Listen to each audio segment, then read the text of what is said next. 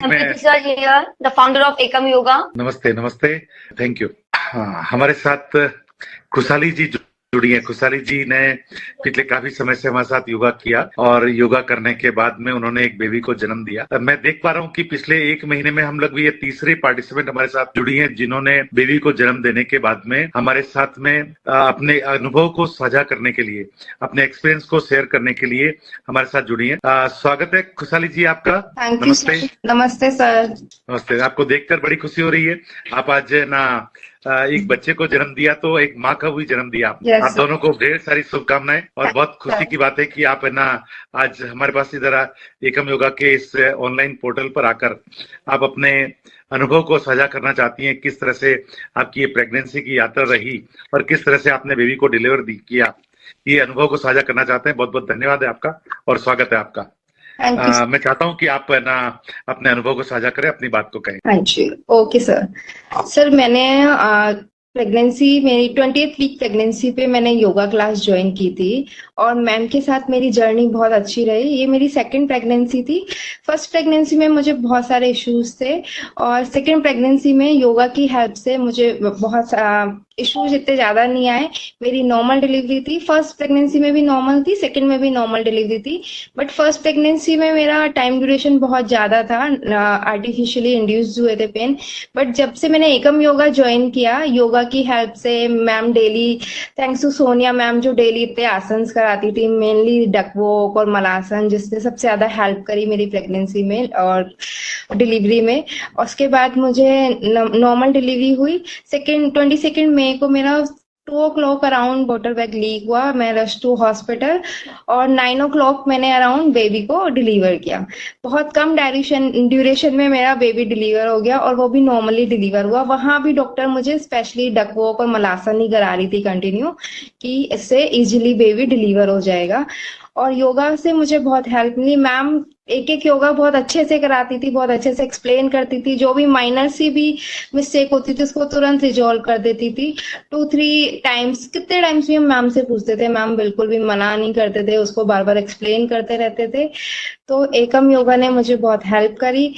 Thanks to all, thanks to Ekam yoga कि मुझे इतना अच्छा प्लेटफॉर्म मिला, ऑनलाइन प्लेटफॉर्म मिला प्रेगनेंसी में योगा करने का।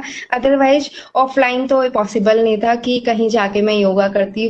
काफी रिलेटिव्स भी बोलते थे कि इस टाइम क्यों योगा कर रहे हो, कुछ प्रॉब्लम ना क्रिएट हो जाए।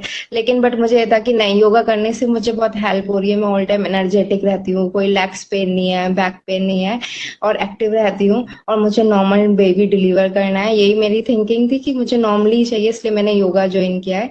थैंक्स टू सर कि आपने इतना अच्छा प्लेटफॉर्म दिया एकम योगा ने, कि जो हम ऑनलाइन क्लासेस ले पा रहे हैं। और सब लोगों को मैं यही बोलूंगी कि आप बिल्कुल ब्रेव रहिए। और मैम इतने अच्छे से योगा कराती हैं और अच्छे से एक्सप्लेन करती हैं कि कहीं भी आपको कुछ प्रॉब्लम आएगी ही नहीं। मैम सब हेल्प करते रहेंगे। थैंक यू खुशहाली जी, बहुत बहुत धन्यवाद आपका। सबसे पहले तो ढेर सारी बधाइयां।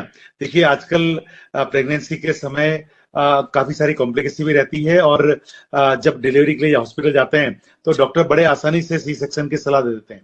और मेजोरिटी केसेस में बात करें तो सी सेक्शन से बच्चे को डिलीवरी करना एकदम ये डॉक्टर के लिए एकदम चुनिंदा विषय हो गया, या उनकी रिकमेंडेशन हो गई कि नहीं जी हमको ऐसे ही करना है बेबी डिलीवरी। लोग समय को निर्धारित करते हैं कि इस समय डिलीवरी कराना है, ये करना है।